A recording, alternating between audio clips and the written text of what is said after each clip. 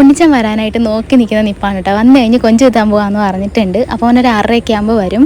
അപ്പോൾ അതിനായിട്ട് ഇങ്ങനെ വെയിറ്റ് ചെയ്ത് നിൽക്കുകയാണ്. അപ്പോൾ പുറകിലോട്ട് ഇറങ്ങിയപ്പോൾ പാടത്ത് നോക്കിയപ്പോൾ നല്ല രസമുണ്ട് കാണാനായിട്ട്. സൂര്യൻ അസ്തമിക്കാൻ പോവാണ്. ആ സമയം നമ്മുടെ പാടവും ആ ഒരു ഗോൾഡൻ അവർ എന്നൊക്കെ പറയില്ല, അടിപൊളിയായിരുന്നു കാണാനായിട്ട്. അപ്പോൾ കുറേ നേരം അവിടെ പോയി പാടത്തൊക്കെ നോക്കി നിന്ന് അത് കഴിഞ്ഞപ്പോഴത്തേക്കും 6:30 ആയി. അവൻ വന്നു കേട്ടോ ആ സമയത്തേക്ക്.